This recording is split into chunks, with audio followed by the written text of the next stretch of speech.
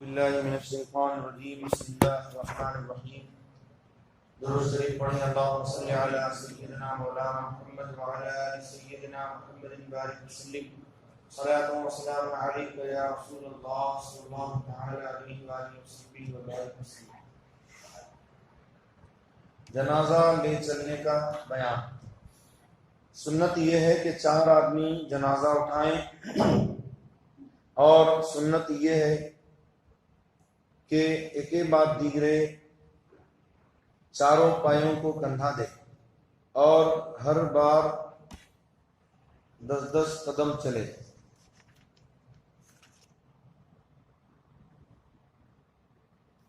اور پوری سنت یہ ہے کہ پہلے داہنے سرہانے کندھا دے، پھر داہنی پائنتی، پھر بائیں سرہانے، پھر بائیں پائنتی، اور 10 قدم چلے تو کل 40 قدم ہوئے۔ حدیث شریف میں ہے کہ جو 40 قدم جنازہ لے چلے اس کے 40 بڑے گناہ مٹا دیے جائیں گے۔ قبر پر تلقین۔ دفن کے بعد مردہ کو تلقین کرنا اہل سنت کے نزدیک جائز ہے۔ یہ جو بعض کتابوں میں ہے کہ تلقین نہ کی جائے، یہ معتزلہ کا مذہب ہے، یہ گروہ ہے، انہوں نے ہماری کتابوں میں یہ اضافہ کر دیا ہے۔ حدیث پاک میں حضور اکرم صلی اللہ تعالی علیہ وسلم فرماتے ہیں، جب تمہارا کوئی مسلمان بھائی مرے اور اس کو مٹی دے چکو تو تم میں سے ایک شخص قبر کے سرہانے کھڑے ہو کر میت اور اس کی ماں کا نام لے کر یوں کہے، یا فلاں بن فلانا، اے فلاں فلانا کے بیٹے، یعنی یہاں ماں کا نام لے گا، فلاں کی جگہ اس کا نام لے گا۔ وہ سنے گا اور جواب نہ دے گا، پھر کہے یا فلاں بن فلانا، وہ سیدھا ہو کر بیٹھ جائے گا، پھر کہے یا فلاں بن فلانا، وہ کہے گا ہمیں ارشاد کر، اللہ تعالیٰ تجھ پر رحم فرمائے، مگر تمہیں اس کے کہنے کی خبر نہیں ہوتی۔ پھر کہے اذکر ما خرجت من الدنیا، شہادت اللہ الہ الا اللہ وان محمد عبدہ ورسولہ صلی اللہ علیہ وسلم وانک رضیت باللہ ربا وبالاسلام دینا وبسیدنا محمد صلی اللہ علیہ وسلم نبیا وبالقرآن اماما، یعنی اے فلاں بن فلانا، یاد کر دنیا سے تو جس حالت میں نکلا اس بات کی گواہی دیتا کہ اللہ تعالیٰ کے سوا کوئی معبود نہیں، اور محمد مصطفیٰ صلی اللہ علیہ وسلم اس کے بندے اور اس کے رسول ہیں، اور یہ کہ تو اللہ کے رب ہونے اور اسلام کے دین ہونے اور حضور اکرم صلی اللہ علیہ وسلم کے نبی ہونے اور قرآن کے امام ہونے پر راضی تھا۔ نکیرین یعنی منکر نکیر جو قبر میں سوال کرنے پر مقرر ہیں، ایک دوسرے کا ہاتھ پکڑ کر کہیں گے چلو ہم اس کے پاس کیا بیٹھیں جسے لوگ اس کی حجت سکھا چکے، یعنی اس کا جواب جو ہم پوچھنا چاہ رہے تھے اس کو لوگ سکھا چکے، یہاں ہمارا کیا کام ہے، یعنی اس کو پھر سوالات نہیں ہوں گے۔ اس پر کسی نے حضور صلی اللہ علیہ وسلم سے عرض کیا کہ اگر اس کی ماں کا نام معلوم نہ ہو تو کیا کرے؟ فرمایا حوا کی طرف نسبت کرے رضی اللہ تعالی عنہ، جو تمام انسانوں کی ماں ہیں۔ تو اگر ماں کا نام یاد نہ ہو تو اس کا نام لے کر ابن حوا کہے۔ قبر پر پھول ڈالنا بہتر ہے کہ جب تک تر رہیں گے یعنی گیلے رہیں گے تسبیح کریں گے اور میت کا دل بہلے گا۔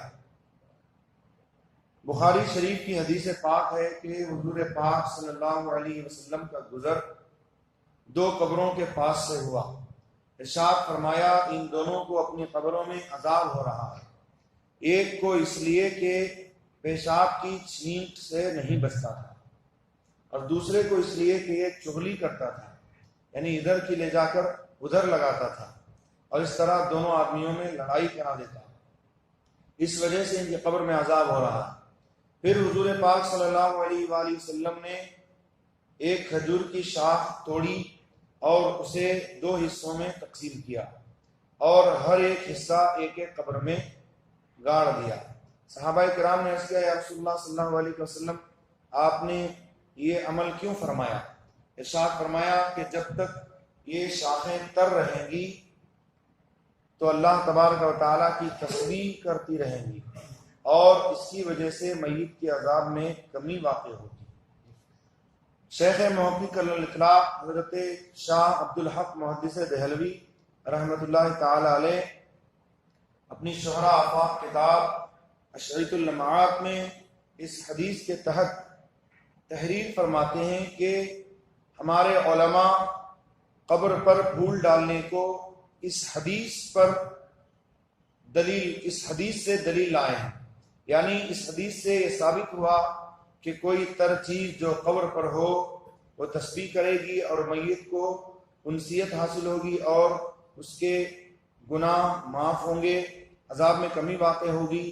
تو پھول ڈالنا یہ ایک امر مستحسن ہے، یعنی ہم پھول ڈالتے ہیں تو جب تک وہ پھول قبر کے اوپر تر رہتے ہیں اللہ تبارک و تعالیٰ کے ذکر میں مشغول رہتے ہیں اور اس کی برکت سے میت کے عذاب میں کمی واقع ہوتی ہے۔ قبر پر سے تر گھاس یعنی کچی گھاس نوچنا جو ہری بھری ہو نوچنا نہ چاہیے کہ اس کی تسبیح سے رحمت اترتی ہے اور میت کو انس ہوتا ہے۔ انس کا معنی جیسے آدمی کسی سے لگاؤ ہو جائے اور اس سے ڈر ختم ہو جائے، انسیت پیدا ہو جائے، اس کو کہتے ہیں انس۔ تو لہذا اسے قبر کی وحشت جب ہوتی ہے اور قبر کے اوپر تر گھاس ہوگی یا پھول وغیرہ ڈالے جائیں گے تو اس کی وجہ سے اسے انسیت رہے گی، یعنی وحشت دور ہوگی۔ اور نوچنے میں میت کا حق ضائع کرنا ہے۔ قبر پر بیٹھنا، سونا، چلنا حرام ہے۔ قبرستان میں جو نیا راستہ نکالا گیا ہے، یعنی پہلے وہاں قبریں تھیں، اس کے بعد اس کے اوپر راستہ بنا دیا گیا، تو اس سے گزرنا ناجائز ہے، یعنی جائز نہیں ہے۔ خواہ نیا ہونا اسے معلوم ہو یا اس کا گمان ہو کہ یہاں پہلے قبریں تھیں، یہاں راستہ نیا بنا دیا گیا ہے، تو اس کے اوپر سے گزرنا جائز نہیں ہے۔ تو وہ لوگ اس سے درس عبرت حاصل کریں جو اپنے عزیز و اقارب کی قبر پر جانے کے لیے دوسری قبروں کو پھاندتے ہوئے انگل کر کے جاتے ہیں۔ حضور پاک صلی اللہ علیہ وسلم نے ایک شخص کو دیکھا کہ جوتے پہنے ہوئے ایک قبر کے اوپر چل رہا ہے۔ حضور پاک صلی اللہ علیہ وسلم نے ارشاد فرمایا قبر سے نیچے اتر جا، اپنے آپ کو اور میت کو تکلیف نہ دے۔ اپنے آپ کو تکلیف دینے کا مطلب یہ ہے کہ قبر میں جو مردہ ہے اس کی وجہ سے اس کو تکلیف ہو رہی ہے اور اس کی وجہ سے یہ بھی تکلیف میں یا گناہ میں مبتلا ہوگا، جس کی وجہ سے تکلیف اٹھائے گا۔ بہت سارے لوگ قبر کے اوپر بیٹھ جاتے ہیں، جب مردہ وغیرہ دفنانے جاتے ہیں تو قبر ہی کے اوپر بیٹھ جاتے ہیں۔ قبر کے اوپر بیٹھنا نہیں چاہیے، جائز نہیں ہے۔ میت کو دفن کرنے کے بعد سوم دسواں چہلم کرنا، یعنی نماز و روزہ، تلاوت و کلمہ اور صدقات و خیرات اور لوگوں کو کھانا کھلانے کا ثواب میت کی روح کو پہنچانا جائز ہے۔ جتنے لوگوں کی روحوں کو ثواب پہنچائے گا سب کی روحوں کا ثواب پہنچے گا اور اس پہنچانے والے کے ثواب میں کوئی کمی نہ ہوگی۔ بعض لوگ 2 کلام شریف پڑھتے ہیں اور ایک کلام شریف کہتے ہیں حضور صلی اللہ علیہ وسلم کے لیے، ایک کلام شریف ہمارے فلاں مردے کے لیے، جبکہ یہ ڈیوائڈ آپ خود کر رہے ہیں۔ اللہ تبارک و تعالیٰ کی رحمت بہت وسیع ہے۔ وہ دونوں کلام شریف سرکار کی بارگاہ میں پہنچائیے اور حضور کے صدقے ہی سے تمام انبیاء، صحابہ، اہل بیت، اولیاء اور آپ کے مرحومین کو پہنچائیے۔ اللہ تبارک و تعالیٰ کی ذات سے پوری امید ہے کہ جتنا ثواب حضور اقدس صلی اللہ علیہ وسلم کی بارگاہ میں پیش ہوگا، آپ کے صدقے سے اتنا ہی ثواب دیگر تمام انبیاء، اولیاء، صحابہ اور بزرگان دین اور مرحومین کو پہنچے گا۔ ایسا نہیں کہ 2 کلام شریف آپ نے پڑھوایا یا پڑھا ہے، اس کا ثواب میت کو ایصال کر رہے ہیں تو کاٹ کاٹ کر کے اس میں سے دیا جائے گا، بانٹ کر دیا جائے گا۔ اللہ تبارک و تعالی اس سے بے نیاز ہے، وہ قادر مطلق ہے، اس کے خزانوں میں کسی طرح کی کوئی کمی نہیں ہے۔ وہ اپنے کرم سے اگر آپ ایک مرتبہ بسم اللہ الرحمن الرحیم پڑھ کر اگر سارے مردگان کو پہنچائیں گے تو سب کو برابر ثواب ملے گا، اس میں کٹ کٹ کر نہیں۔ اور ایسا نہیں کہ آپ 2 کلام شریف پڑھیں تو اسے ڈیوائڈ کر دیں، ایک کلام فلاں کے لیے، ایک کلام فلاں کے لیے، بلکہ دونوں کلام شریف کا ثواب ایک ساتھ سب کو پہنچائیے، اللہ تبارک و تعالیٰ سب کو اتنا ہی ثواب عطا فرمائے گا، یعنی 2 کلام کا ثواب عطا فرمائے گا، اور اس پڑھنے والے کے ثواب میں کوئی کمی نہیں ہوگی، یعنی اس کو بھی ثواب اتنا ہی ملے گا۔ اللہ تبارک و تعالیٰ کی رحمت سے یہی امید ہے کہ اس کو پورا پورا ثواب ملے گا، یہ نہیں کہ تقسیم ہو کر ٹکڑا ٹکڑا ملے، بلکہ یہ امید ہے کہ اس ثواب پہنچانے والے کو ان سب کے مجموعے کے برابر ثواب ملے گا۔